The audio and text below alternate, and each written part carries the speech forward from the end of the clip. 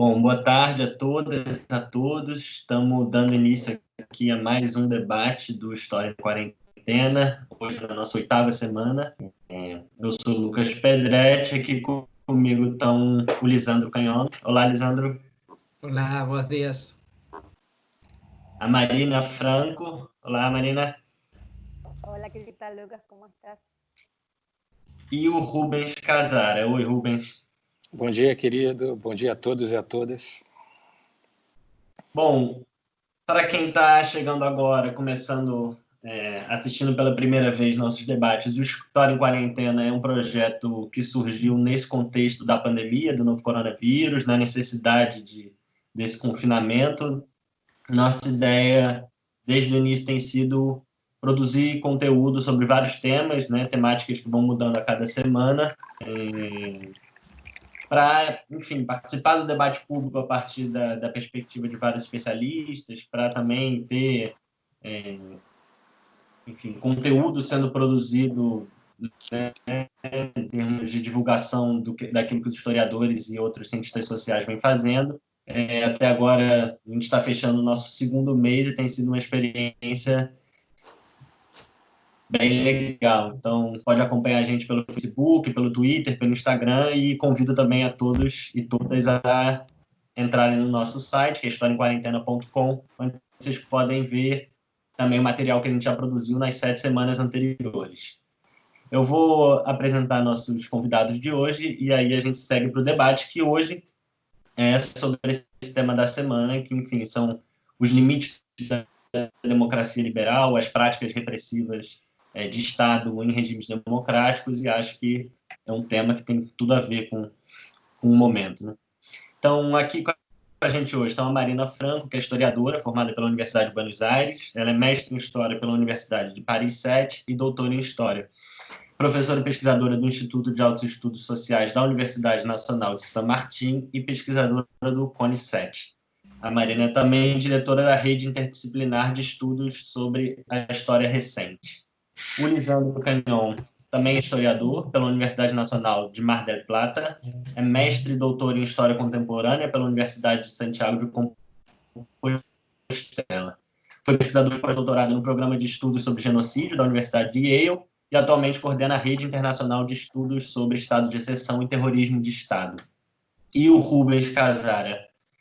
Ele é juiz de Direito do Tribunal de Justiça do Estado do Rio de Janeiro, é graduado em Direito, mestre em Ciências Penais e doutor em Direito, é membro da Associação Juízes para a Democracia e autor dos livros Sociedade Sem Lei, Pós-Democracia, Personalidade Autoritária, Idiotização e Barbárie, e também do livro lançado mais recentemente, Estado Pós-Democrático, Neo-Obscurantismo e Gestão dos Indesejáveis. Bom, a gente então está aí nesse debate hoje com essa possibilidade de conversar sobre a experiência não só do Brasil, mas também ampliar para outras experiências, né, do Cone Sul, enfim, também se quisermos falar sobre outras experiências vai ser importante, mas acho que é legal a gente ter mais particularmente aí esse diálogo entre Brasil e Argentina acontecendo, né, e são 2 países que vivenciaram ao longo do século XX experiências de regimes de exceção, né, de ditaduras que foram marcadas pelo terrorismo de Estado, e também 2 países que enfrentaram esse legado dessas ditaduras de maneira muito diferente. Então, no processo de construção e consolidação das nossas democracias, a gente tratou desses resquícios autoritários de formas distintas e talvez esse seja um dos elementos que ajude a explicar, né, o fato da gente estar vivendo o que está vivendo no Brasil hoje. Então, acho que vai ser muito legal a gente participar partir das 2 áreas para fazer esse debate. Desculpa, Maria. Yo no sé si es mi conexión, hay muchos problemas de sonido, yo no escucho bien. O meu som está cortando muito? Ok.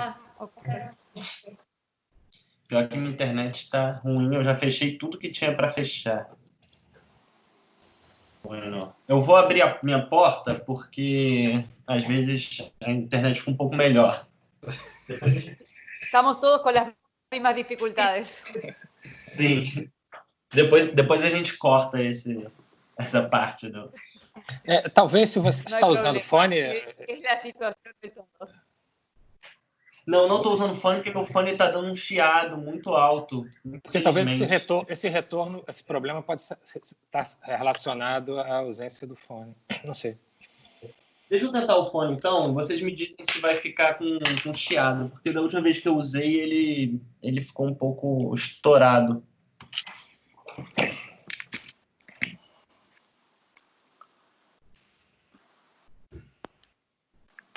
Melhora ou piora?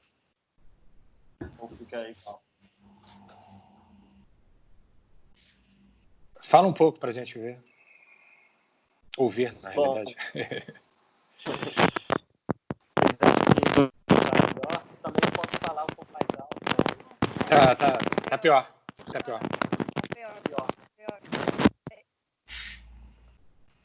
Vocês acham que está inviável? Porque às vezes na gravação fica um pouco melhor.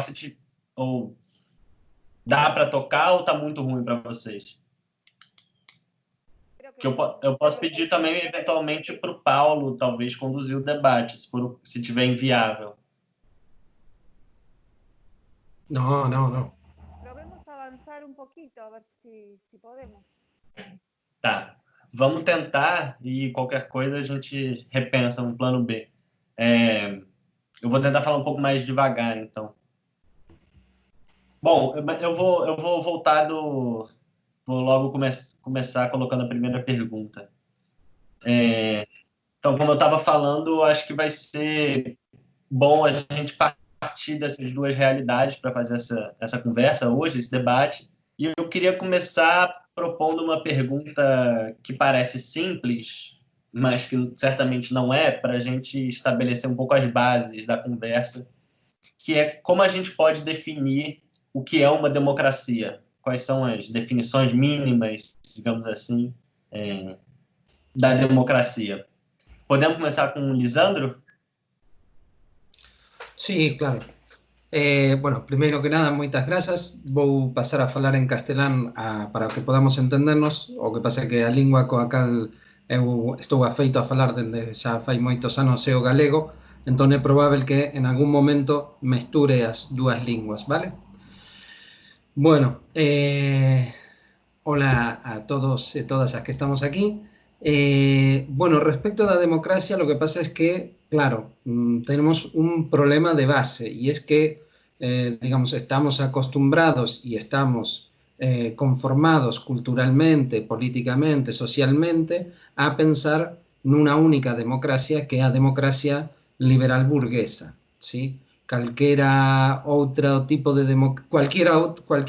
de democracia que se aleje, digamos, de los lineamientos establecidos fundamentalmente a partir de las triunfantes revoluciones burguesas en América y en Europa, digamos, todos los modelos ideales, los tipos que puede haber de democracia están ceñidos a los valores y a los principios que establece o liberalismo burgués. Entonces, claro, ese primer elemento, que es el que nos convida a pensar qué democracia, para quién, hacia qué lugar está orientada, porque, claro, mayoritariamente vivimos en democracias que tienen como corolario o funcionamiento del sistema capitalista, ¿no? Entonces, esa interrelación de la democracia y el capitalismo es inescindible, y es inescindible para nosotros, sujetos occidentales, y tan acostumbrados a vivir en una democracia vinculada, digamos, a la división de poderes, a la participación,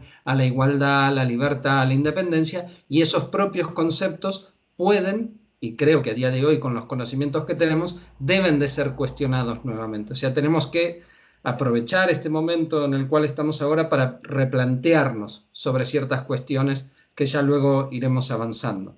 Pero, digamos, creo que es importante tener ese elemento fundamental para no unificar a la democracia, para no, digamos, colocarla en un sitio ideal e inamovible. Marina?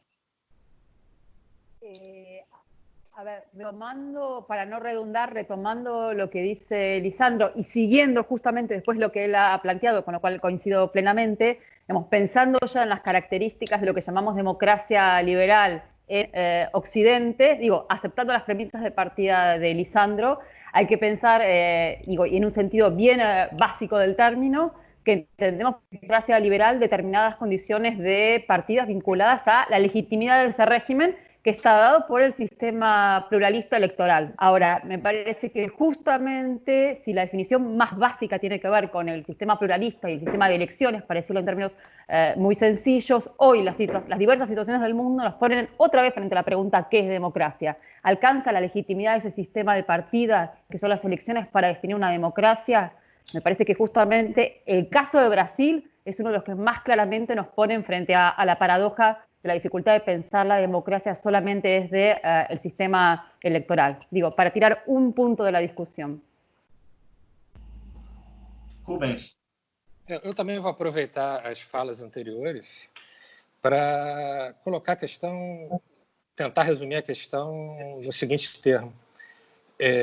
São duas tradições diferentes. Uma coisa é a tradição democrata, da democracia, outra coisa é a tradição liberal. Em dado momento, essas duas tradições elas se juntam, elas passam a atuar junto. A tradição democrática está baseada na soberania popular, na autogestão coletiva das questões, e a tradição liberal no respeito aos direitos liberais, direitos de primeira geração, etc. O que eu queria colocar aqui para fomentar o debate é se hoje em dia esses direitos liberais que foram incorporados à tradição democrática, se é possível falar de uma democracia iliberal, ou se isso já está sedimentado como um mínimo para a gente começar a debater as necessárias modificações nesse conceito ou na atuação prática dessa ideia de democracia. Porque cada dia mais, o tema proposto por vocês deixa isso muito evidente, cada dia mais os limites liberais, os direitos e garantias fundamentais, não só os direitos individuais, direitos sociais, direitos coletivos, os direitos difusos, estão sendo vistos como obstáculos aos detentores do poder econômico e, por isso, estão sendo afastados. É possível falar numa democracia iliberal, como querem alguns? É a primeira questão que eu gostaria de deixar para o debate. A gente vai, acho que já com essa construção dessa base comum, a gente tem vários elementos para desenvolver ao longo da conversa, mas eu queria retomar ainda, enfim, essa experiência do Brasil e da Argentina do século XX, dos nossos passados propriamente autoritários, ditatoriais, né? E colocar a questão sobre como vocês entendem que esses passados de violência de Estado, esses passados de autoritarismo, marcam as democracias nascentes, né? E quais medidas as sociedades podem e devem adotar para lidar com esse legado autoritário que vem dessas experiências ditatoriais. Podemos inverter a ordem? Rubens começa falando da experiência brasileira? Pode ser. Eu acho que, e aí os meus amigos historiadores vão me corrigir se eu estiver muito errado, eu acho que é uma diferença muito grande da experiência brasileira para a experiência argentina, no sentido da construção de algo que se aproxima desse ideal democrático, desse processo democrático. Aqui no Brasil, nós tivemos aquilo que o Lenin e o Lukács chamam de via prussiana, né? Acordos de cima para baixo, para tentar modificar o menos possível. Nós estamos lançados numa tradição autoritária. A sociedade brasileira é uma sociedade lançada numa tradição autoritária, me parece de uma maneira muito mais profunda. Nós nunca conseguimos construir uma cultura minimamente democrática no Brasil. Nós naturalizamos o arbítrio de uma maneira, talvez, um pouco mais intensa do que os nossos irmãos argentinos. A gente pega aquele conceito do Boaventura de democracia de baixa intensidade. Nós aqui nunca conseguimos passar dessa democracia de baixa intensidade A política é demonizada. Uma figura como Bolsonaro, por exemplo, dificilmente seria aceito naturalizando a tortura, defendendo torturadores, aqui num outro país da América Latina, com vários problemas que são muito parecidos do que os nossos, como é a Argentina. Então, eu acho que, de início, eu queria dizer isso. Me parece que nós estamos numa tradição autoritária que condiciona o modo de ver e agir no mundo muito mais profunda, muito mais intensa do que na Argentina. Antes de passar para a Marina, queria aprofundar um pouco, Rubens, como essa tradição autoritária nossa, para a qual você falou, você acha que ela tem a ver só com nossa experiência ditatorial de 64 a 85, ou isso remete muito antes? Como, por exemplo, a escravidão cumpre um papel fundamental nessa... Não, é evidente. O Brasil tem uma dificuldade histórica de elaborar os fenômenos do passado. A grande questão brasileira, e nesse sentido eu tenho acompanhado o que tem pesquisado o meu querido amigo Jessé Souza, a grande questão brasileira é a escravidão. A escravidão é que permite que hoje, ainda hoje, nós todos no Brasil naturalizemos a hierarquização entre pessoas. Então, nós temos pessoas que são matáveis, nós temos pessoas que são percebidas como seres usáveis e descartáveis. Então, nós não elaboramos a escravidão e nós não elaboramos os períodos ditatoriais. Nós não tivemos uma mínima justiça de transição quando saímos da ditadura militar instaurada em 64. E aí é mais uma diferença que a gente poderia levantar em relação à história, a essa elaboração histórica feita na Argentina, que me parece muito mais profunda. Você vê muitos mais livros publicados, muito mais pesquisas feitas. O Brasil, ao contrário. Um dado que seria interessante trazer para o debate é, por exemplo, a participação do judiciário no período da ditadura militar, em 64. Algo que é profundamente diferente do que aconteceu na Argentina. Não que na Argentina não tenha tido essa participação, mas se a gente pegar o número de mortos na Argentina para o número de mortos no Brasil, a gente vai ver que no Brasil, oficialmente, o número de mortos é bem menor. Por outro lado, o número de pessoas processadas, abre aspas, dentro da legalidade autoritária do regime é muito maior, porque houve uma adesão muito maior dos atores jurídicos. Outra questão, o número de juízes e membros do sistema de justiça que foram perseguidos pela ditadura brasileira é insignificante em comparação com a Argentina, em comparação com o Chile e em comparação com o Uruguai, só para citar alguns exemplos. Marina. La pregunta es interesantísima y creo que la respuesta de Rubens abre una cantidad de cuestiones distintas para intentar articular. Retomando lo primero, señalaría que si uno compara a grandes rasgos, yo diría que efectivamente la gran diferencia entre Brasil y la Argentina en términos históricos de largo plazo es una tradición liberal muy temprana en la Argentina y una tradición de participación democrática. No una tradición democrática, sino de participación democrática que efectivamente es de larga data. Y yo a esto sumaría un elemento que me parece fundamental para pensar la diferencia con Brasil, que son los niveles de movilización social en la Argentina, que son históricamente muy altos. Si quieren, o sea, se puede retomar de comienzos del siglo XX, pero creo que un jalón importante es el peronismo con sus limitaciones, pero es una instancia de movilización social muy fuerte que establece pautas de funcionamiento social en las cuales el poder está permanentemente, no voy a decir limitado, pero sí interactuando con esas formas de movilización. Y si pensamos en la dictadura, creo que los organismos de derechos humanos y después la ampliación del debate sobre derechos humanos masivamente en la Argentina es una diferencia fundamental con Brasil. Entonces, no solo tiene que ver con la tradición a grandes rasgos autoritaria o liberal y o con las formas de ejercicio del poder, sino también con qué sucede socialmente. Yo creo que en la Argentina la movilización social es un dato fundamental en relación con Brasil muy diferente. Primera cuestión.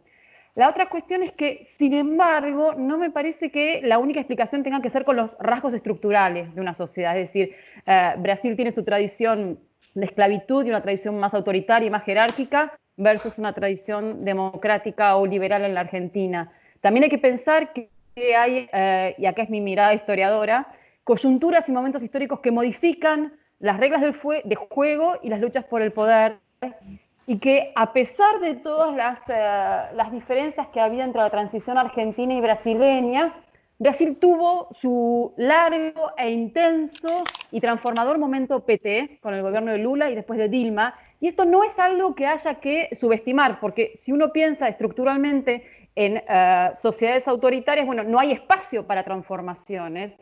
Yo creo que Brasil no es estructuralmente eso solamente, como la Argentina, y a esto iba mi argumento porque voy a hablar más de lo que conozco, la Argentina tampoco es estructuralmente un país democrático. La democracia argentina funciona, pero también uno podría decir que en muchos niveles es una democracia de baja intensidad, no en el mismo sentido que Brasil.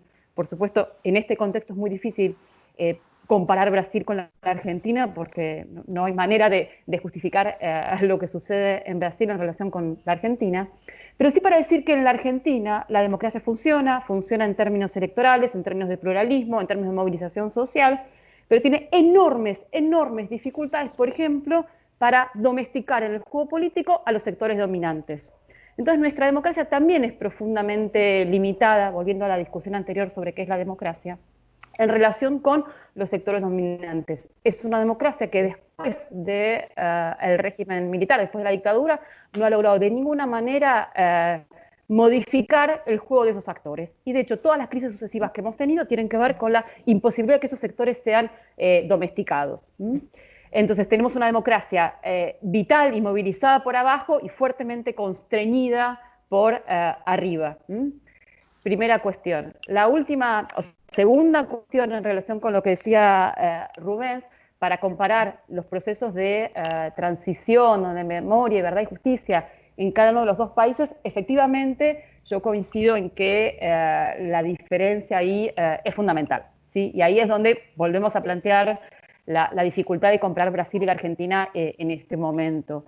Un Bolsonaro es posible porque en Brasil no se dieron los procesos de transformación, ruptura, elaboración, procesamiento del pasado dictatorial, y coincido con Rubén, no importa cuántos muertos en un país o en el otro, no importa cuántos presos en un país o en el otro, en la Argentina hubo mecanismos de elaboración, mientras que en Brasil no los hubo o fueron muy limitados. Entonces, efectivamente, que Bolsonaro y su discurso sea posible tiene que ver con, con el no procesamiento de ese pasado. De todas maneras, sí querría hacer una aclaración para evitar también la idealización de los procesos argentinos, ¿sí? Hay otras fórmulas de transición y de elaboración social y política que no necesariamente son la justicia o la justicia de la manera en la que se ha hablado del caso argentino. No es que sea el único modelo posible, no, de hecho en el Cono Sur se han dado otros modelos, el caso uruguayo es otro modelo con justicia muy limitada y sin embargo uno diría que se ha avanzado en el procesamiento social de ese pasado y se ha avanzado en construcciones democráticas incluso más fuertes, más progresistas y más inclusivas que la Argentina. Entonces me parece que tampoco hay que poner Brasil versus la Argentina como dos modelos, uno bueno y otro malo, ¿no? Me parece que hay que pensar en esquemas sociales dados en cada país, coyunturas de lo posible, momentos posibles, relaciones de poder en cada momento, y en ese sentido la Argentina, como decía antes, ha tenido una manera de transitar la salida de la dictadura que puede parecer bastante ideal, pero que tiene enormes limitaciones en aspectos que no tienen que ver necesariamente con la construcción de justicia o de memoria, pero que se reflejan en otras cuestiones, como la imposibilidad, por ejemplo, que decía, de domesticar a los sectores dominantes, que son los mismos de entonces y ahora, con mayor poder ahora, diría incluso. Lisandro. Sí. Bueno, realmente, primeiro que nada, decir que estou aprendendo moito escoitando aos compañeros e a compañeira, retomando algunas das cuestións, retomando algunas de las cuestiones que nos quedaron anteriormente, sobre todo lo que decía el compañero, respecto de la soberanía, que es muy importante, ¿no? Y aquel viejo debate entre Carl Schmitt y Walter Benjamin sobre qué neosoberano, eso es fundamental, porque claro, o liberalismo a través do Abad Sieyes nos delegou la máxima de que el pueblo no gobierna ni delibera sino a través de sus representantes, lo cual también pasa a ser una de las máximas del liberalismo. Obviamente que el liberalismo tiene cuestiones innegables, que fue romper con el orden autoritario, o ayudar a romper con el orden autoritario del feudalismo, el orden tradicional, o peso da igreja, y luego, ante experiencias que alteraron el desenvolvimiento constitucional ideal de aquellos países que se articularon en base a idearios liberales, digamos, obviamente a democracia emerge como angélica, como que nada tiene que ver con esos procesos, ¿no? Y también es importante, sobre todo porque ahora que eu levo moito tempo no Estado español, vivo en un país como es Galicia, que está sojuzgado por el Estado español, y con los distintos procesos que ha habido y de cambio de régimen, digamos, claro, son realidades muy diferentes. Observar cualquiera de los países del continente americano al sur del río Bravo, digamos, es una realidad de formaciones sociales dependientes, de carácter dependiente, que necesitan. El caso del Estado español es diferente porque si bien es periferia de un centro, el centro está mucho más cerca, ¿sí? Entonces, ese elemento, y claro, el cambio de régimen político que hubo aquí en el Estado español, que obviamente no existe ningún proceso de justicia, ¿sí? Lo está llevando a cabo en estos momentos una jueza de Argentina, no hay, digamos, un debate respecto de quién es el sujeto que emerge en ese cambio de régimen, que además ustedes tienen la ventaja de vivir en un país, en un estado que no hay un monarca. Aquí tenemos un monarca, que es el jefe máximo del Estado. Entonces, ese elemento también es importante. Sobre todo porque el cambio de régimen aquí se estructura en torno a un sujeto, para hacer un elemento casi deflacionario del concepto de soberano, pero que es el sujeto, que son unas clases medias que van a estar proyectadas hacia un Estado, en principio declamado un estado de bienestar, sobre determinados elementos básicos que son sanidad y vivienda. ¿Sí? Esos son los elementos a partir de los cuales se estructura ese cambio de régimen en el Estado español, donde, digamos, incluso las imposibilidades actuales para investigar respecto del proceso de la dictadura de Franco son reales, porque incluso no hay acceso a un material de archivo.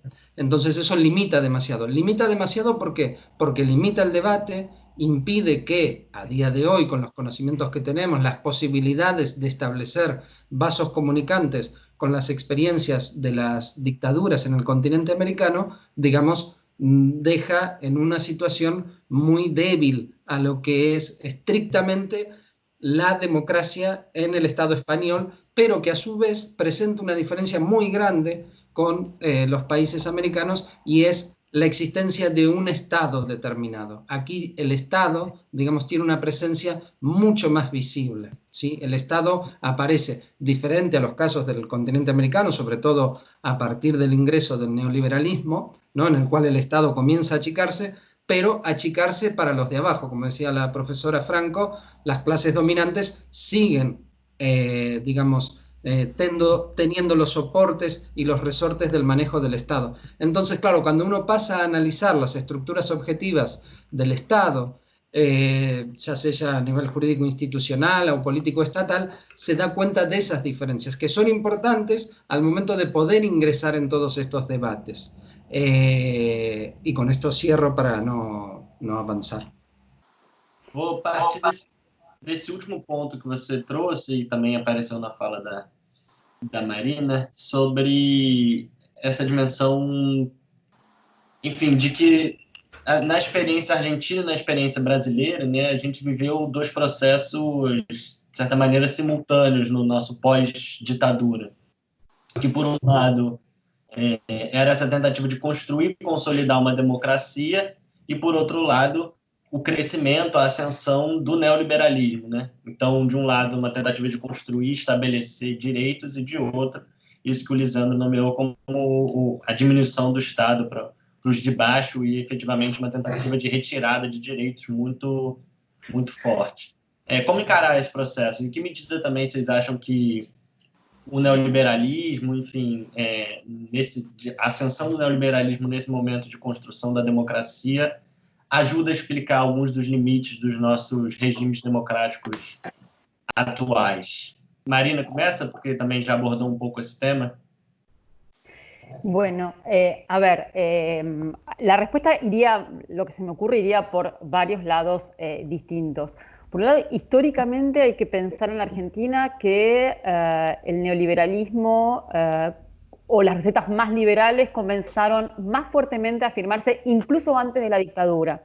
Con lo cual, la relación entre neoliberalismo y autoritarismo no es de ninguna manera lineal, y creo que el caso de Brasil lo muestra pensando en la dictadura del 64, pero en la Argentina es cierto que a partir de la dictadura se instaló plenamente, incluso en periodos en que intentó esto revertirse. Es decir, después de la dictadura, que es el primer gran ensayo neoliberal muy heterodoxo y además profundamente destructivo del entramado económico, tuvimos el periodo del gobierno de Carlos Menem durante la década del 90 y después el gobierno de Macri, que fueron los momentos de ensayo neoliberal más fuertes y más profundos. Lo cual no significa de ninguna manera que en los periodos menos claramente neoliberales, es decir, el primer gobierno democrático de Alfonsín y el último periodo kirchnerista en la década del 2000, hayan sido momentos de retroceso profundo o estructural de ese neoliberalismo. En absoluto, el neoliberalismo es parte del paisaje político argentino absolutamente instalado, con mayor o tensión política en ese avance o en ese retroceso. Yo creo que la diferencia pasa por ahí, no porque haya gobiernos más o menos neoliberales. Con lo cual, estamos hablando de un escenario que es mundial y que no es solamente un escenario ad hoc de cada uno de nuestros países. Primera cuestión. La otra cuestión, y volviendo a lo que señalaba antes, me parece que para pensar esta relación hay que pensar más finamente, vuelvo a lo que señalaba al final de mi intervención anterior, en la posibilidad de domesticar o no a los sectores dominantes locales, ¿sí? En este momento eso en la Argentina es sumamente difícil, sumado a la lógica imperante del capital financiero, que es el imperio del neoliberalismo, con lo cual en la Argentina, cualquiera sea el esquema de poder, estamos plenamente sujetos a esta conjunción de factores, es decir, un funcionamiento global neoliberal, el imperio del capital financiero al que la Argentina está plenamente sometido y unos sectores dominantes locales completamente alineados en esa lógica e indomesticables en las cuestiones más básicas como el pago de impuestos. A eso me refiero, y esto viene a cuento de que en el contexto de la pandemia se está discutiendo un impuesto excepcional para los sectores con mayores recursos, y eso parece absolutamente bloqueado, por más básico que parezca, por ejemplo, en algunos países europeos en este momento. Entonces, en el contexto actual, yo creo que la relación entre neoliberalismo en un sentido más puro, menos puro, más matizado, etcétera, y democracia me parece completamente instalado. Ahí es cuando la definición de democracia meramente en términos formales o en imperio de los derechos humanos, como puede ser el caso argentino, parece terriblemente pobre, terriblemente escaso frente a las realidades sociales y económicas de nuestros países, con los enormes niveles de pobreza que van a crecer y profundizarse con esta situación. Lisandro, segue? Sí, claro, desde luego que las realidades, como estamos enunciando, presentan sus diferencias claras y notorias, y por esto, digamos, me parecía oportuno que, dado como estábamos llevando adelante la conversación, era marcar ese tipo de diferencias, ¿no? Digamos, de qué realidad concreta tiene uno en su cotidianeidad diaria. En ese sentido, por ejemplo, digamos, la vulneración de derechos y las que se prevén ahora, hace media hora aproximadamente, tenemos una noticia que la Guardia Civil, que es una fuerza policial militarizada aquí en el Estado español, que en muchos de los territorios del Estado español funciona como una fuerza de ocupación a día de hoy en la democracia. Y está anunciando justamente sobre la posibilidad de actos de sabotaje. Como ustedes saben, hace muy poco tuvimos un juicio político a quienes fueron a las elecciones por el referéndum en Cataluña, digamos, fundamentalmente centrado en todo lo que tiene que ver con las luchas soberanistas o de independencia dentro del propio territorio del Estado español. Y digamos, esa vulneración constante, porque justamente en este momento con lo que nos encontramos es con un incremento muy marcado de, digamos, de la ocupación de los espacios públicos por parte de el aparato de Estado en su manifestación, en su rama represiva, que es a través de lo que se denomina como las fuerzas y cuerpos de seguridad del Estado. Esta cuestión, claro, tiene que ver también con una serie de elementos que vinculanse al propio funcionamiento del sistema económico y esa, digamos, necesidad que tiene el propio sistema de qué tipo de individuos quiere, ¿no? ¿Cuáles son los individuos que necesita? Justamente no es tanto, o sí realmente es un problema, actualmente el de las fuerzas de seguridad que están instaladas en los espacios públicos como nunca realmente las vi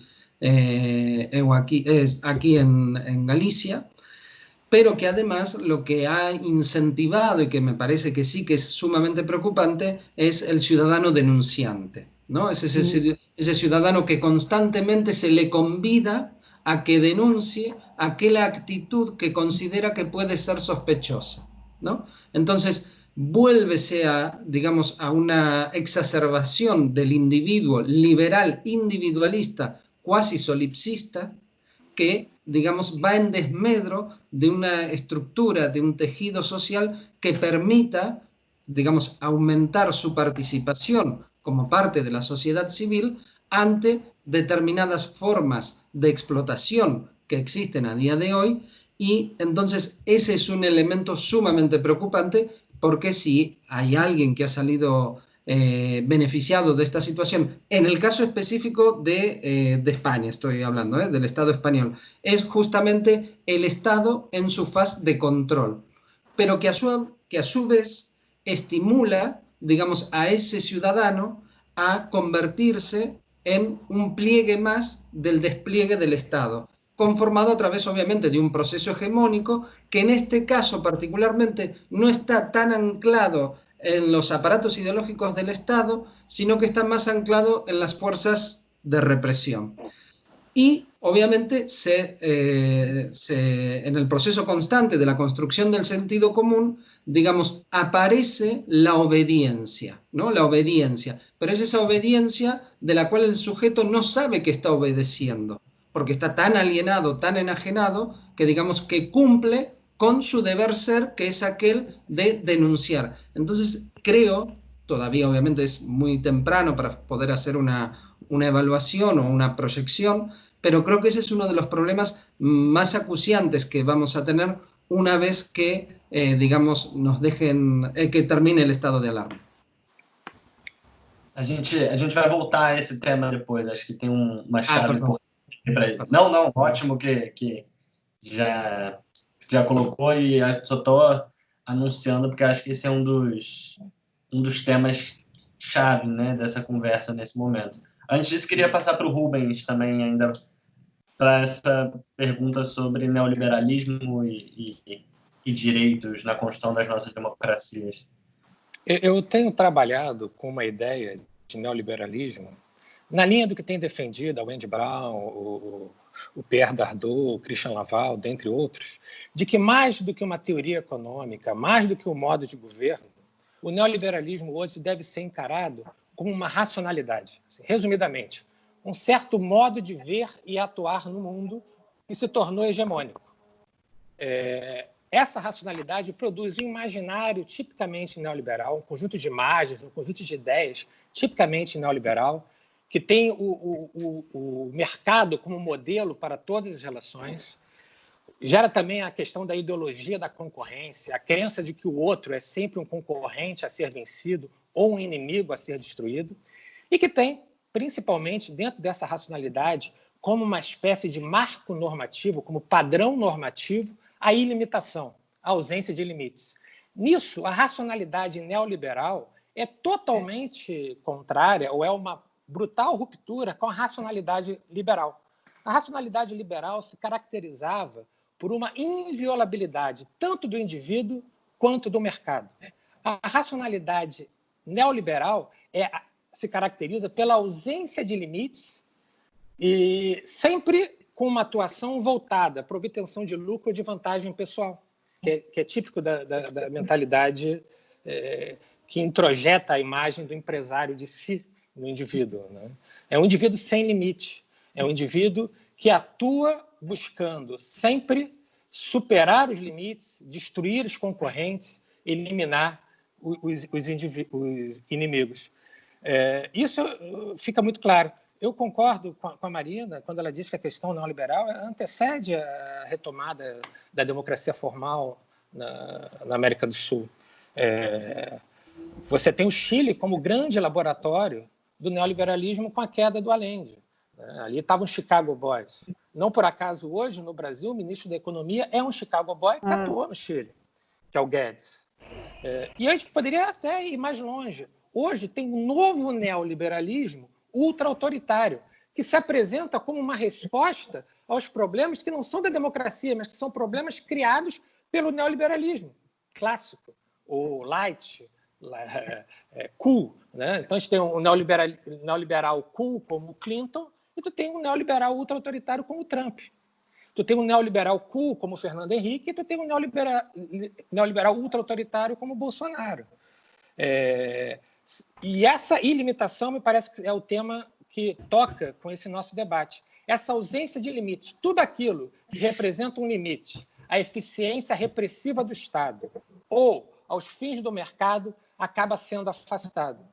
Como no neoliberalismo o Estado é um Estado forte, ao contrário do Estado liberal, é um Estado forte, mas é um Estado a serviço do mercado, a serviço dos interesses dos detentores do poder econômico, uma das funções desse Estado passa a ser o controle dos indesejáveis. O controle e a neutralização daqueles que não interessam aos detentores do poder econômico. Nomeadamente os pobres, que não têm poder de consumo e hoje não são mais mão de obra para a produção. E você tem os inimigos políticos do projeto neoliberal, que também se tornam vítimas dessa repressão estatal. Então, acho que essa talvez seja a grande chave para a compreensão do que a gente está vivendo hoje. Uma mudança de racionalidade, que não é de hoje, que é um processo, e um processo sempre marcado por contradições, idas e vindas, mas que hoje se tornou profundamente hegemônica. Esse modo de ver, esse modo de atuar neoliberal. Eu queria, antes da gente entrar mais nesse contexto da pandemia atual, do coronavírus, e também das medidas de exceção que, enfim, que esse novo momento tem trazido, né, para as diferentes experiências, para as diferentes sociedades, queria antes pensar, e aí eu acho que a gente está pensando mais sobre o Brasil, né, enfim, Brasil de Bolsonaro, mas é claro que é uma pergunta que pode ser ampliada. Eu acho que a gente conviveu, enfim, durante a Nova República, né, durante os últimos 30 anos, com um regime formalmente democrático, né, isso é inquestionável, mas durante o qual a gente vivia práticas repressivas e autoritárias em vários níveis, né, um grau bastante elevado de violência de Estado.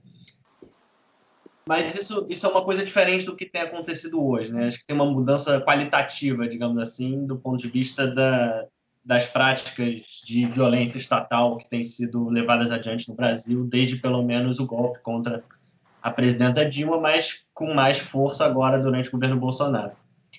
E muita gente tem interpretado isso a partir daquela ideia, enfim, de que não se trata mais de um golpe de Estado que, como na década de 60 e 70, né, mobilizava o aparato militar para derrubar um governo, mas de uma corrosão por dentro da democracia. Em que momento vocês acham que faz sentido a gente, à luz dessa nova forma de corrosão das democracias, a gente pode olhar para uma dada sociedade, para uma dada realidade e falar, olha, aqui não é possível mais falar que a gente está vendo um regime democrático, mesmo mesmo na sua definição mais limitada. E mais particularmente sobre o Brasil, né? É possível falar que a gente hoje vive no Brasil um regime democrático, ainda que do ponto de vista formal? Como é que você tem lido essa realidade, Rubens? O discurso oficial, o discurso, pelo menos, hegemônico hoje, é de que nós passamos por uma crise da democracia. Eu tenho, até escrevi sobre isso, eu tenho uma opinião um pouco diferente. Se a gente pegar um conteúdo mínimo da democracia, como soberania popular, e como respeito aos direitos e garantias fundamentais, ou seja, juntando a tradição democrata com a tradição liberal, nós hoje não podemos identificar o Brasil como uma democracia. Nós não temos soberania popular, na medida em que sequer o voto é respeitado, e quando o voto só é respeitado quando retrata a vontade e o desejo dos detentores do poder econômico. Na história do Brasil, há uma aproximação pornográfica entre poder econômico e poder político. Toda vez que o poder econômico e o poder político se distanciaram, ainda que minimamente, nós tivemos golpes de Estado ou tentativas de golpe de Estado, ainda que golpes brandos, como aconteceu com a ex-presidenta Dilma Rousseff, né? Então, isso é típico de uma configuração que um sociólogo inglês chamado Colin Crunch chama de pós-democracia. Eu tenho defendido que hoje nós vivemos no Brasil um Estado pós-democrático. Se o Estado democrático de direito se caracterizava pela existência de limites rígidos ao exercício do poder, o Estado pós-democrático se caracteriza pela ausência desses limites, pelo desaparecimento dos próprios valores democráticos. Então, respondendo à tua pergunta, quando há essa mudança? Há essa mudança quando os valores democráticos deixam de fazer sentido, deixam de ser sequer citados nos atos públicos, nos atos de poder. Hoje não há sequer a pretensão de disfarçar o ato autoritário, o arbítrio, o abuso. Há um processo profundo de dessimbolização no qual todo limite externo, seja a Constituição, seja a ética, qualquer limite externo desaparece. Isso é um mecanismo tipicamente autoritário, embora a fachada, o verniz, seja de democracia. Se a gente pensar que o candidato líder das campanhas para a última eleição presidencial no Brasil foi impedido de disputar a eleição a partir de uma mudança jurisprudencial inédita que ignorou texto da Constituição, ignorou uma garantia constitucional que é a garantia da presunção de inocência. Ele, que deveria ser tratado como inocente, foi impedido de concorrer e hoje nós temos um candidato que foi eleito com a maioria exigida nas regras formalmente democráticas, mas que não teve, em nenhum momento, diante do número de abstenções, diante da impossibilidade do candidato preferido das esquerdas ter disputado o jogo, e nunca teve uma legitimidade amplamente reconhecida na sociedade brasileira. Você teve aqueles isentões que disseram não votei nele, que não participaram do processo eleitoral. Você teve os que votaram no candidato opositor a ele, que era o candidato do Partido dos Trabalhadores, e tu teve uma minoria que apoiou esse projeto. E apoiou esse projeto porque ele, o candidato Bolsonaro, é a personificação daquilo que no início do nosso papo aqui eu chamei de tradição autoritária, que é algo muito forte na nossa sociedade. Lisandro. Sí, a ver, obviamente no puedo entrar muy por detenidamente por la cuestión específica de Brasil, por lo que comentaba anteriormente. No es mi cotidianidad inmediata, sin embargo, obviamente no deja uno de estar atento a las informaciones que pueden llegar, lo cual también es importante porque las informaciones que llegan muchas veces son para contraponer, y les puedo dar, por ejemplo, que ningún medio de comunicación del Estado español abordó el intento de desembarco en Venezuela por el golpe de Estado iniciado ya hace tiempo por Guaidó. No hubo un solo medio de comunicación que recogiera ese tipo de noticias, independientemente de cómo uno pueda tratar esa información, pero de ninguna manera, lo cual contrasta muchas veces con lo que fue en épocas anteriores, cuando incluso muchos políticos líderes de partidos políticos se trasladaban a Venezuela para dialogar con la supuesta oposición oprimida en Venezuela, al margen de los comentarios que pueda valernos actualmente la situación de Venezuela. Pero, digamos, uno tiene acceso a determinados tipos de información. Igualmente, digamos, de una manera más estructural, creo que, digamos, todo esto que estamos diciendo, o por lo menos de cómo lo estoy interpretando, justamente todas estas cuestiones de democracia, liberalismo, creo que tienen mucho que ver con los estados, ¿no? Y cómo ese estado consigue o no consigue articular, digamos, la lucha política. Y es un estado moderno hegemónico.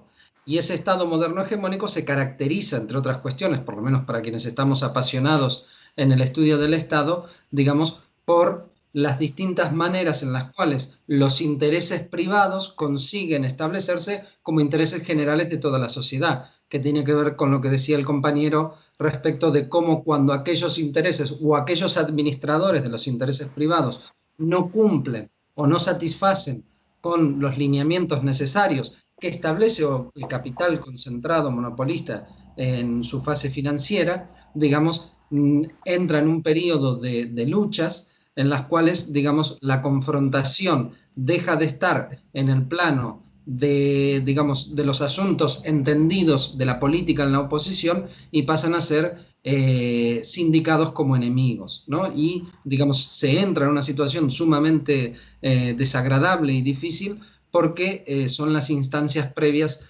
a las eliminaciones de personas, de ideas y de proyectos. Y cada vez se reduce mucho más el ámbito de debate, es decir, ya no simplemente se fija el continente, sino que se fija el contenido de lo que se puede debatir. Hace muy poquito, aprovechando esta situación, volví a leer un libro para preguntarme qué es el quehacer de Lenin. Y entonces, claro, en esta situación actual es cuando más tenemos que preguntarnos qué tipo de sociedad queremos, en qué mundo queremos vivir, de qué manera queremos vivir, porque seguramente es altamente probable o no que otras pandemias, que otras situaciones como estas vuelvan.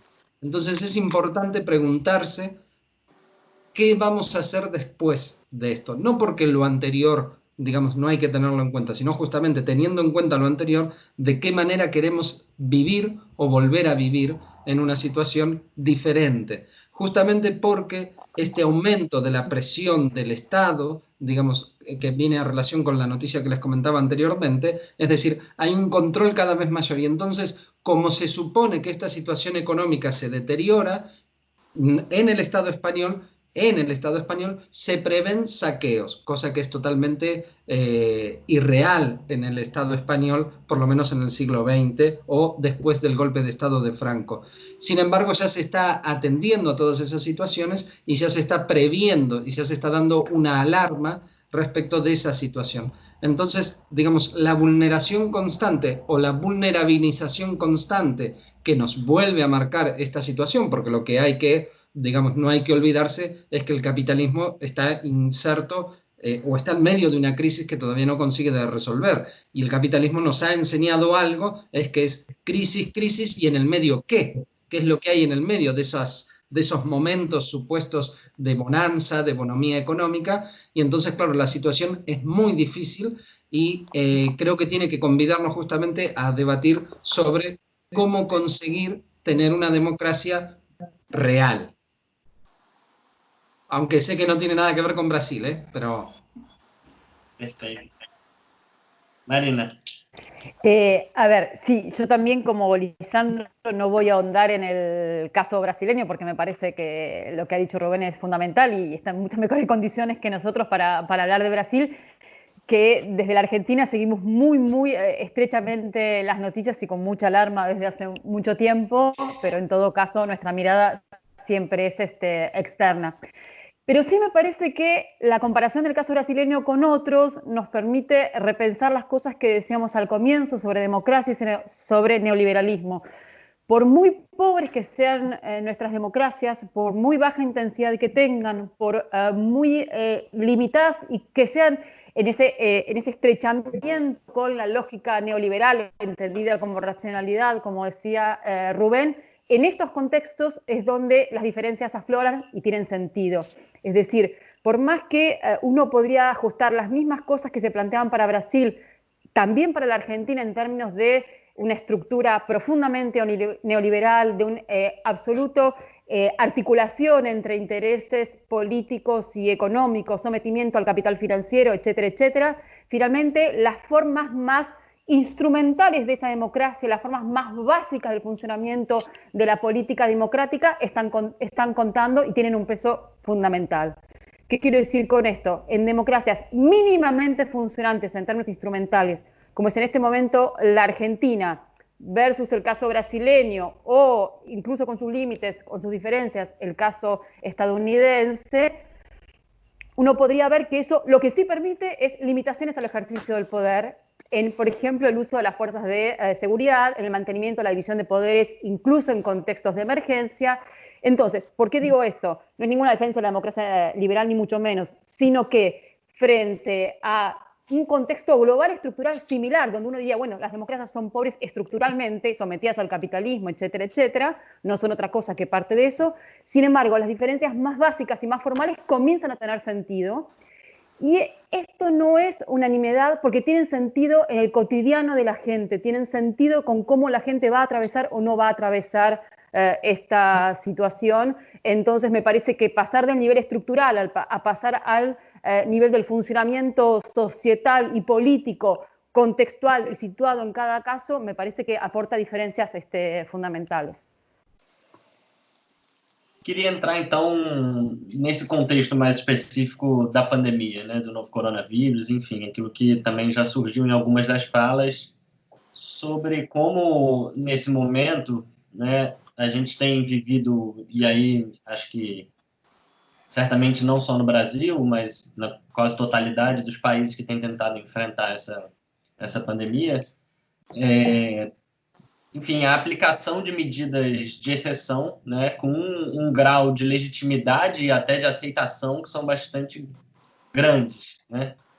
Medidas de, enfim, restrição de circulação, de monitoramento de dados digitais, enfim, a gente poderia fazer uma lista bastante ampla.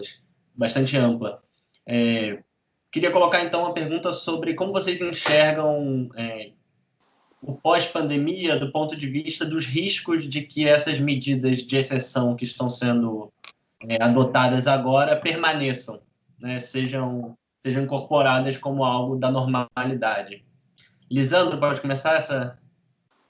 Sí, bueno, eu voy a, digamos, hay diferencias, ¿no? Porque, por ejemplo, aquí en el Estado español lo que se ha dado, a diferencia de las realidades que podemos vivir en algunos países del continente americano, lo que se ha dado es una recentralización de determinadas áreas de política, de decisión, de gestión, de administración, que estaban delegadas constitucionalmente y normativamente, reguladas por normas de fondo.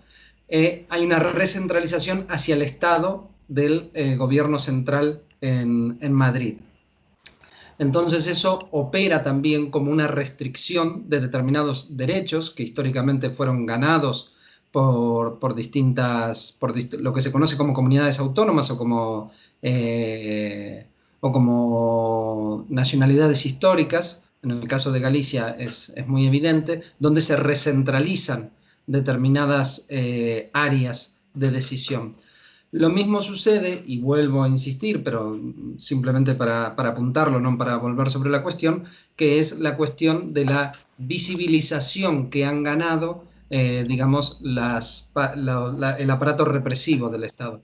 En mi caso particular, trabajo en Esculca, que es el Observatorio de Derechos Civiles y Políticos, y la cantidad de denuncias que hemos recibido en estos días, no tiene parangón alguno con lo que ha sido los casi 15 años que tiene de funcionamiento la organización. Es decir, se han recibido en estos días más denuncias que todas las que se habían recibido en 15 años anteriores, sumadas en su totalidad. ¿Por qué? Porque ha habido un proceso de legitimización de la actuación de las fuerzas de seguridad. Incluso, lamentablemente, se ha asistido a gente aplaudiendo en los balcones la actuación de las fuerzas de seguridad del Estado, la fuerza represiva.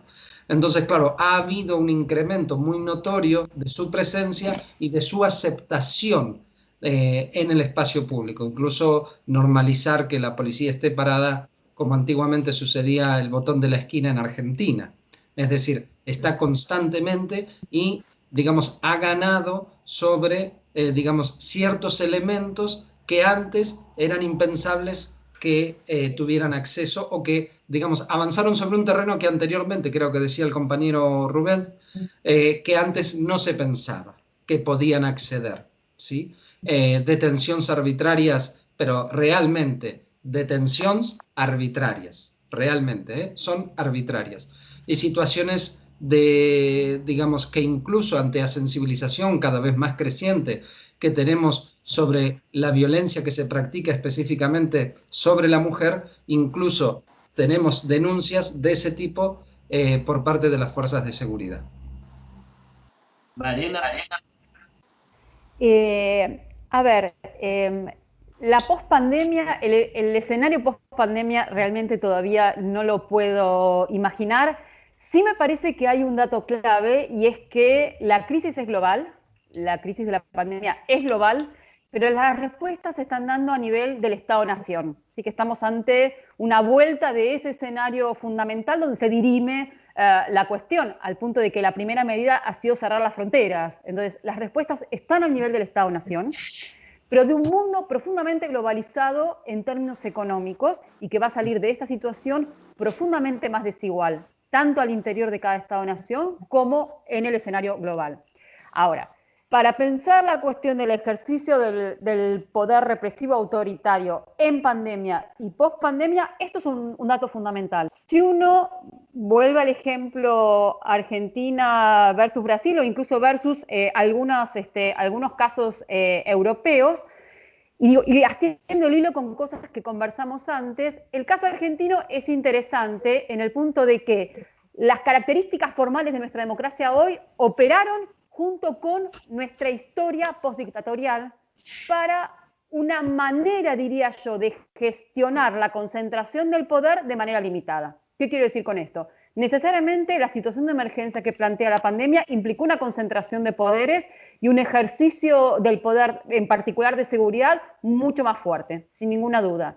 Sin embargo, la memoria social, la memoria política y las propias características del sector que ejerce el poder en este momento permitieron parcialmente, matizadamente, pero cierto control de lo que estaba sucediendo en el ejercicio arbitrario de la fuerza. Es decir, cuando empezaron a aparecer las miles de denuncias sobre las arbitrariedades de las fuerzas de seguridad a nivel base operativo, bueno, se reaccionó el Ministerio y el Poder Ejecutivo para intentar limitar eso. No quiero decir que de la mejor manera, ni mucho menos, pero hubo reacción desde el Ejecutivo en ese sentido y me parece un dato importante para justamente pensar las diferencias. Entonces digo, las respuestas son locales y son de cada Estado-nación.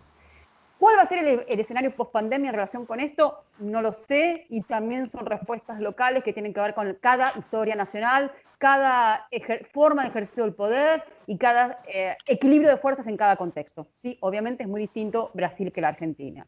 Sin embargo, acá es donde yo me pregunto, ¿qué van a hacer los Estados-nación frente a la explosión brutal que se viene de la demanda social? La demanda social en términos de extremada penuria económica y social. Lo que en la Argentina se plantea hoy como viable en términos de uso del poder o concentración del poder de las fuerzas de seguridad, no sé qué va a suceder si eventualmente estuviéramos frente a un escenario de desmadre, como diríamos en España, o de explosión social, de desesperación frente al hambre, y lo planteo en estos términos porque es en estos términos que hay que pensar en el escenario post-pandemia, en términos de hambre. Entonces, no sé cuál va a ser la reacción de esas mismas fuerzas de seguridad que hoy aparecen como controladas o controlables. Entonces, me parece que el escenario post-pandemia nos va a armar un paisaje cuyos alcances todavía no los conocemos, y ahí es donde uno puede pensar que estructuras socioeconómicas más fuertes o con mejores esquemas de redistribución del ingreso, como puede ser algunas democracias europeas, pueden estar en mejores condiciones de responder que las democracias latinoamericanas. Y frente a escasa respuesta del Estado, la explosión social va a estar a la orden del día y por lo tanto se va a replantear la reacción autoritaria o represiva del Estado. Rubens? Eu concordo com tudo que foi dito pelos companheiros. Me parece que essa crise do Covid-19 é uma crise sanitária, é uma crise global e uma crise social. O que acontece é que, a partir dessa racionalidade neoliberal que nós falamos aqui, a tendência é dessa crise ser colonizada para gerar oportunidades de lucro para alguns e possibilitar ainda mais um controle social daqueles indesejáveis que nós também já mencionamos aqui. A crise viral, essa pandemia viral, ela é um ponto de articulação entre determinantes naturais e determinantes sociais. Acho que esse é um ponto de partida interessante. Por outro lado, como toda crise, e o termo crise era utilizado na Roma Antiga como um termo médico, que significava aquele momento em que o paciente ou morria a partir da doença, ou a própria doença levava à cura. Então, é um momento determinante. Esse momento determinante abre, inegavelmente, um horizonte a ser disputado. Agora, dentro desse horizonte, seguir com esse modo de pensar, com esse modo de agir no mundo, que trata tudo e todos como objetos negociáveis ou como objetos descartáveis, vai levar ao que nós já temos hoje em dia, a uma potencialização do que nós já temos. A transformação de desgraça em meio de obter lucro. O controle o controle autoritário, arbitrário de ampla parcela da sociedade. Não por acaso, a exceção, dentro dessa lógica, ela é a regra. As medidas de exceção, na pós-democracia, se tornam a regra. Elas são naturalizadas. A gente fala exceção para dar um certo conforto, pensando isso vai passar. Mas uma exceção que nunca passa, ela não é mais exceção, ela se torna a regra. E a regra na pós-democracia, a regra da racionalidade neoliberal, são essas medidas arbitrárias, autoritárias, que afastam qualquer pretensão de controle, mesmo da legalidade mais rasteira. Mesmo o texto de lei é ignorado dentro dessa lógica de fazer prevalecer determinados interesses dos super ricos, a que se refere o Chomsky. Bom, acho que, para a gente começar a caminhar para o final também, tem um desdobramento dessa pergunta, mas que pode caminhar para um lado, enfim, diferente, que tem a ver com eu queria perguntar um pouco para vocês como vocês têm enxergado a reação dos movimentos de extrema-direita, e aí, enfim, globalmente, a essa crise do coronavírus, né? Acho que alguns elementos já apareceram nas respostas anteriores, mas desenvolver um pouco nesse sentido. A gente sabe que, enfim, não só no Brasil, mas em vários outros países, a gente tem vivido isso que tem sido caracterizado aí publicamente como esse populismo de extrema-direita, né? E me parece que esse é um momento chave para saber para onde isso vai caminhar. Então, queria colocar essa questão para vocês. Vocês acham que no pós-crise esses movimentos vão sair mais fortalecidos ou mais enfraquecidos, né?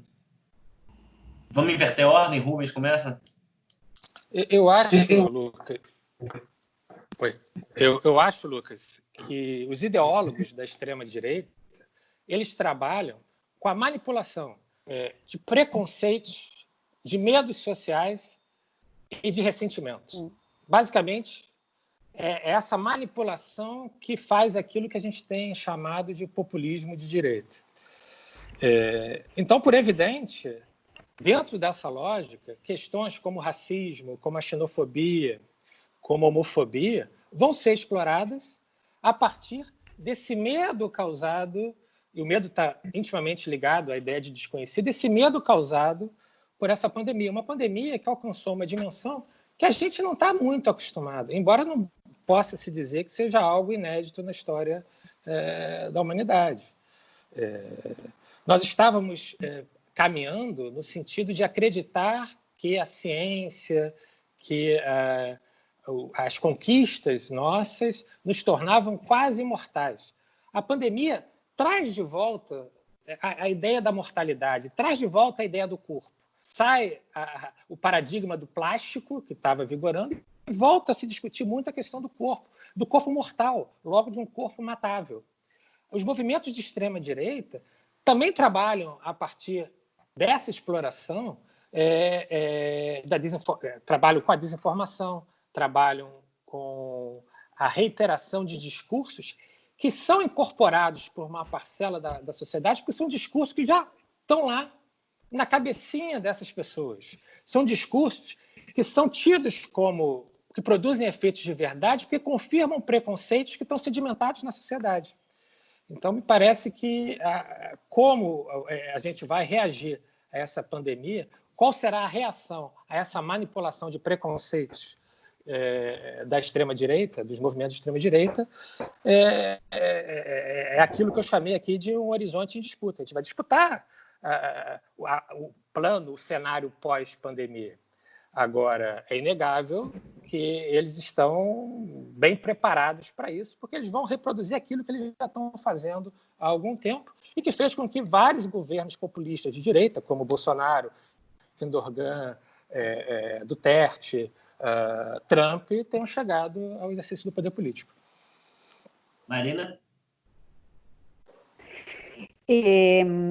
A ver, Lucas, pensando en la pregunta, creo que se podría responder en varios planos distintos. Y ahí separaría claramente el nivel global del nivel nacional y en este caso vinculado a la Argentina.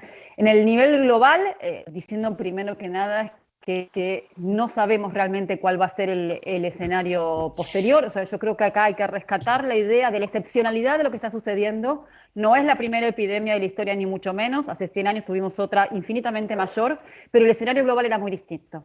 Entonces, la situación es tan excepcional que no podemos prever cómo va a reemerger el mundo, aunque personalmente soy muy escéptica.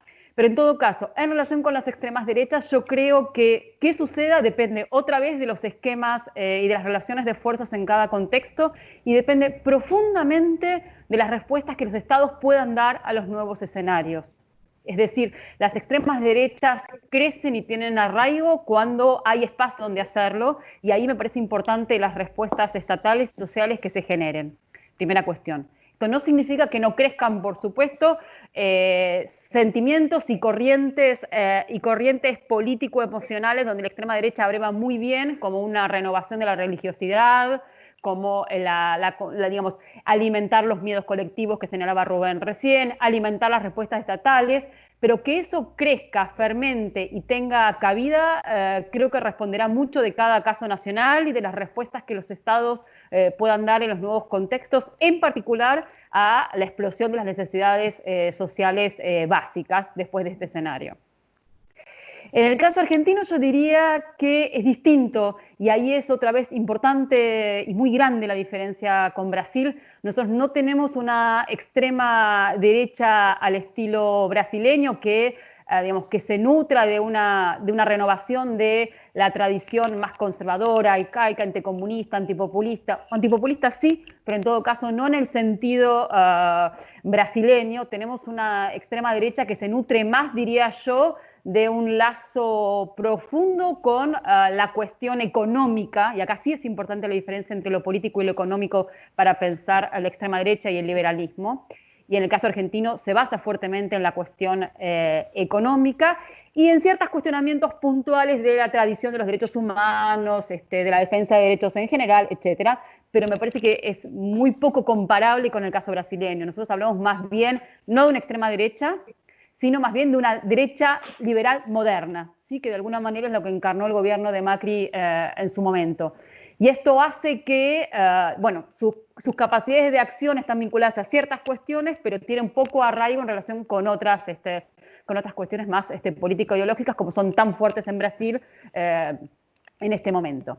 Ahora, dicho esto, sí me parece, y es el otro punto al que quería llegar, que es en otra dimensión microsocial donde hay que pensar el arraigo de la derecha o de los sentimientos más autoritarios. ¿Qué nos va a dejar este escenario en términos microsociales? Para mí es la gran pregunta. Por supuesto hay espacio para la renovación de pensar el mundo, para la renovación de las formas de funcionar, etcétera, etcétera, pero también me parece, pensando características significativas de la Argentina, que da espacio para la renovación y el reglamento de pautas y formas de funcionamiento autoritarias microsociales. Caso clave que recién mencionaba Lisandro, la delación, pero también es la falta de solidaridad, la jerarquización de los vínculos, las lógicas de clase exacerbadas. Me parece que en la medida en que el escenario pospandemia tense económica y socialmente la situación argentina, esas cosas tendrán mucho más espacio para aflorar, en un contexto donde, vuelvo a decirlo, me parece el dato fundamental, las desigualdades se van a profundizar enormemente. Ahí es donde las lógicas democráticas de la Argentina creo que entran en tensión con las lógicas autoritarias microsociales tan fuertes en nuestro país. Lisandro? Sí, claro. Cuando uno entra, digamos, decididamente en este tipo de cuestiones, pensar en lo que va a venir a veces es mucho más difícil porque, digamos, uno no tiene el don del pitonismo ni puede hacer, digamos, especulaciones más cercanas a la página de los horóscopos en los periódicos. Entonces, claro, se nos dificulta y como estuvimos haciendo, somos bastante cautos y prudentes. Entonces, como siguiendo la línea de los compañeros, claro, hay un punto de partida que es básico, ¿no? Y es que el estado de excepción o estado de alarma o toque de queda o las denominaciones diferentes con las cuales se articula esta situación, digamos, tiene que ver con una realidad implícita, y es que el estado de excepción siempre fue tal para las clases subalternas, que son las expoliadas, las explotadas, las sometidas. Entonces, claro, eso no va a cambiar. Eso, lamentablemente, no va a cambiar. En eso va en pensarnos nosotros cómo podemos transformar la situación. Porque, claro, digamos, el propio hombre que estructura este Estado, esta sociedad capitalista, es un hombre, en términos generales, sociológicos, abarcativos, es un hombre dócil, suave, ¿no? Y por eso siempre tenemos este inconveniente de que todo aquel que se salta las normas establecidas necesita ser individualizado, caracterizado y englobado en un determinado grupo que no se adecua a las normas establecidas y que rompe justamente con esto que hablábamos de ese sentido común de la dominación que está incorporada porque tampoco sabe que está obedeciendo como un autómata porque está alienado. Entonces, claro, la particularidad que tienen determinados movimientos, grupos políticos, partidos políticos, como supongo que ustedes saben, en el Parlamento del Estado español existe un partido político que es Vox, donde claramente abreva de, digamos, lineamientos que suponíamos superados, de lineamientos que suponíamos enjuiciados, que suponíamos que estaban lejos de volver, ¿sí? Sin embargo, volvieron antes de que estuviéramos en esta situación de excepcionalidad. Si van a crecer o no, realmente es algo que no sé, porque justamente lo que comentaba la profesora Franco, ahora mismo estamos en este proceso de delación que implica una ruptura de los lazos de solidaridad y obviamente la estructura del Estado español es muy diferente a la estructura de los estados del continente americano. Tiene una posibilidad de respuesta mucho más amplia. Ahora mismo, desde que se inicia esto, el Estado español ha intentado de responder a través de lo social a toda la situación. Eso es real y es innegable. Pero justamente cuando aparece la discusión más fuerte en medio de toda esta cuestión, que es algo que se denomina el ingreso ciudadano, ¿no? Donde, digamos, no simplemente se caricaturiza y entra en la parodia esa voluntad real de que, digamos, las personas puedan reproducir su vida material en el día a día, lo cual implica que la gente pueda comer, digamos, por parte de los sectores conservadores, como puede ser el Partido Popular en la derecha, y aquellos, digamos, de los cuales ya están más allá de la derecha, que por eso los denominamos de ultraderecha, realmente hay una negativa rotunda a este tipo de medidas y son acompañadas por todos aquellos empresarios del IBEX 35, que sería la bolsa de valores de cualquier país. juntamente con los empresarios de la Comisión de Empresarios Españoles. Niegan rotundamente todo este tipo de medidas, a pesar de que, obviamente, el gobierno lo explica en los términos de seguir generando consumo. Es decir, no hay una ruptura con los valores de mercado. Sigue estando esa misma cuestión. Sin embargo, es cierto que el Estado, cuando suspende la actividad económica, interviene el Estado garantizando el ingreso salarial del trabajador, es decir, evita el despido. Es decir, está tratando de evitar ese derrumbe, ese resquebrajamiento de la estructura socioeconómica. Sin embargo, los sectores, digamos, más escorados hacia la derecha no tienen la misma visión. Es importante para verlo en el sentido de que cotidianamente o semanalmente, quincenalmente, la renovación del estado de alarma, como se denomina aquí, digamos, deja en evidencia cuáles son los intereses que representan específicamente, más allá de si están a favor de que se abran las iglesias o las iglesias tienen que seguir cerradas. Bom, a gente já está quase com 1h30. Vou fazer uma rodada de considerações finais para a gente ir encerrando. A gente tem tido o costume de, nessas considerações finais, pedir para os debatedores falarem um pouco sobre essas perspectivas para o pós-pandemia, né? Que eu acho que acabou aparecendo aqui nas últimas duas questões. Então, vou partir de uma coisa que o Rubens colocou para sugerir que vocês façam as considerações finais a partir disso, que tem a ver com isso que ele chamou de horizonte de disputa, né? Acho que, enfim, a gente está compartilhando aqui perspectivas, não vou chamar de, enfim, pessimistas, mas bastante realistas sobre o pós-pandemia, do ponto de vista do avanço do neoliberalismo, das medidas de exceção. Então, vou sugerir aqui que, enfim, na medida do que vocês queiram, vocês falem um pouco nessas considerações finais sobre também como vocês acham que é possível disputar esse futuro do pós-pandemia. Marina, começa. A ver, ¿cómo es posible disputar ese futuro post-pandemia?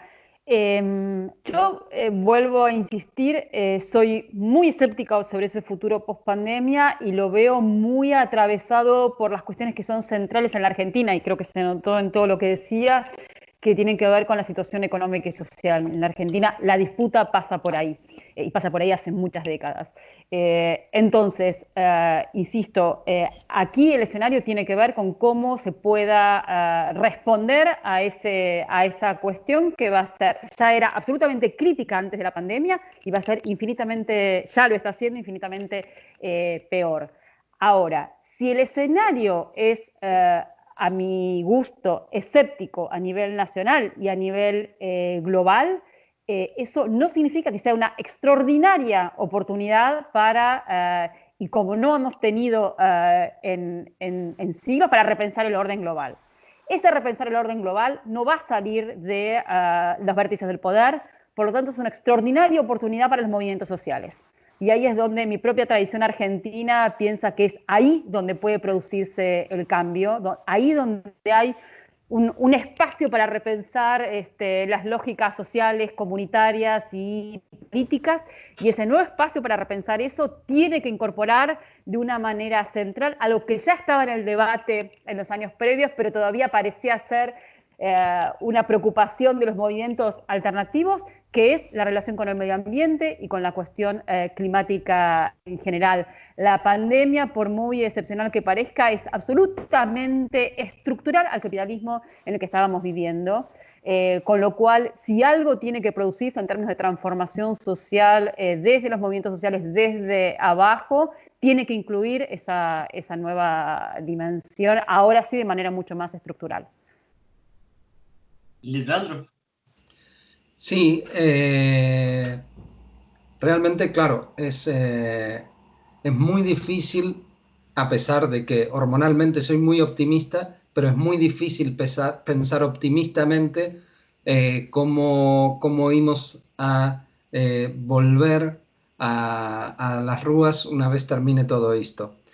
En es innegable que uno de los que realmente sale beneficiado de toda esta situación es nuevamente el sistema capitalista, que le permite resolver una enorme crisis que tenía. Como decía la profesora Franco, obviamente esta propia particular situación que vivimos hoy tiene que ver con una intensificación de las relaciones sociales de producción capitalistas en China, que ingresa a marcha forzada en una economía de mercado.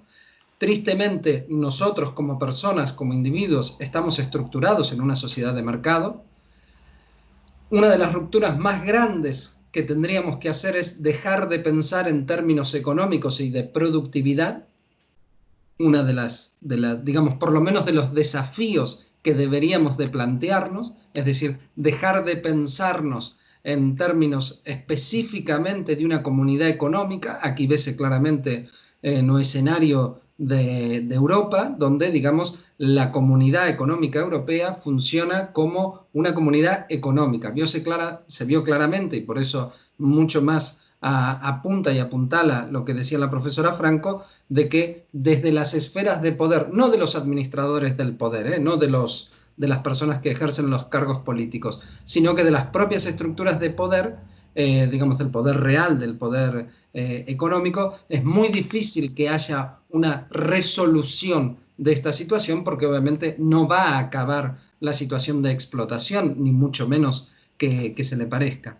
Entonces, en realidad, son momentos sumamente oportunos, taciturnos, desde luego, no son momentos alegres, no son momentos en los cuales podamos mirar de la misma manera que mirábamos lo que estaba sucediendo en Chile, porque si a alguien le introdujo una bombona de oxígeno esta situación, fue claramente al gobierno de Piñera en Chile, donde veíamos por lo menos con alegría las posibilidades, no la represión, veíamos con alegría la capacidad insurreccional de la gente en Chile. Entonces, claro, creo que esto ha sido como una nueva posibilidad para el sistema, y, digamos, los movimientos contrahegemónicos, digamos, no avisoran o no vislumbran, dentro de la claridad que tiene el sistema de resolver, los movimientos tienen obviamente muchas situaciones de disparidad, porque es una relación totalmente asimétrica. Pero creo que, digamos, la apuesta, la posibilidad es mirar los lineamientos en los cuales queremos revincularnos. No deconstruirnos, revincularnos. Rubens? Eu estou de pleno acordo com os companheiros em tudo que disseram. Eu acho que é isso. O desafio para pós-pandemia é repensar o modo de compreender e atuar no mundo. Talvez resgatar a ideia de comum, a ideia daquilo que não pode ser apropriável, daquilo que é construído coletivamente por todos e que cada um se torna responsável. A gente tem que colocar uma opção a essa via que o poder econômico apresenta como sendo a única via possível, e que não é. Isso é uma construção ideológica. Temos que desvelar essa ideologia da imutabilidade do capitalismo e dos problemas do capitalismo como sendo fenômenos naturais e inevitáveis, e tentar construir um mundo diferente, um outro mundo possível e melhor. Queria dizer que foi um prazer enorme participar desse debate com vocês, conhecer os queridos professores. Essa é uma das vantagens desse tipo de encontro, né? A gente diminui... Tem as desvantagens, mas tem as vantagens. A gente diminui as distâncias e amplia novos afetos. Então, foi um prazer muito grande mesmo. Lo mismo. Sí, lo mismo. Quería agradecer a todos. Un placer. Bom, e a gente, em nome do História em Quarentena, também agradece muito vocês, Lisandro Canhon, Marina Frazar, terem participado do debate, tocado essa conversa aqui com a gente. Agradecer muito a quem está nos assistindo, lembrar que, enfim, quem está acompanhando aí pode nos acompanhar também nas outras redes sociais, no Twitter, no Instagram, no nosso canal do YouTube, também no nosso site historiaemquarentena.com, onde vocês conseguem assistir os conteúdos que a gente produziu nas semanas anteriores. O História em Quarentena é um projeto coordenado pelos historiadores Carlos Trindade, Natália Guerelos, Melanie Tuluat, Paulo César Gomes e, por mim, Lucas Pedretti. E com isso a gente se despede e até semana que vem. Gracias.